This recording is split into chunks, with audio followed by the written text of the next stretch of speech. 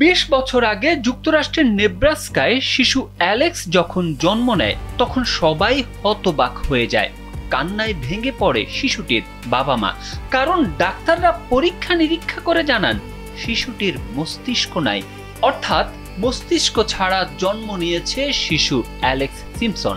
চিকিৎসকরা সাফ জানান তার আয়ু হতে পারে সর্বোচ্চ 5 বছর, কিন্তু রাখে আল্লাহ মারে কে। ডাক্তারের ভবিষ্যৎবাণীকে বৃদ্ধাঙ্গুলি দেখিয়ে 20তম জন্মদিন উদযাপন করেছেন সেই অ্যালেক্স। স্যান্ডেলিনা সো, রূপচর্চায় আভিজাত্য।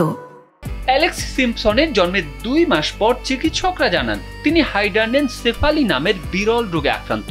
এতে তার মাথায় স্বাভাবিক মস্তিষ্ক গঠিত হয়নি, শুধু মেরুদণ্ডের গোড়ায় অল্প কিছু মস্তিষ্ক কোষ রয়েছে, যা আঙ্গুলের ডগার চেয়েও ছোট।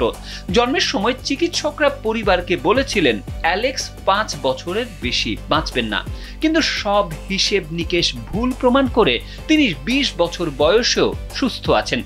অ্যালেক্সের বাবা শন সিম্পসন বলেন, 20 বছর আগে আমরা ভয় পেয়ে গিয়েছিলাম, কিন্তু বিশ্বাসই আমাদের টিকিয়ে রেখেছে।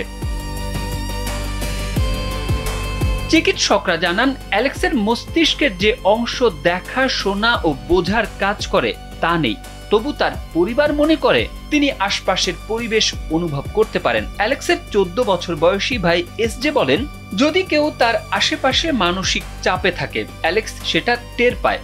কিছু না ঘটলেও সে অনুভব করে, যেমন আমার দাদি যদি ব্যথায় কষ্ট পান অ্যালেক্সও সেটা বুঝতে পারে।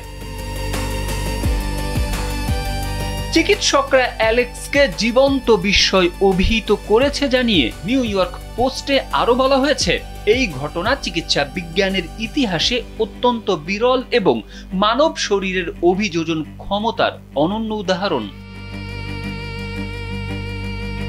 তারেক আহমেদ, কালবেলা।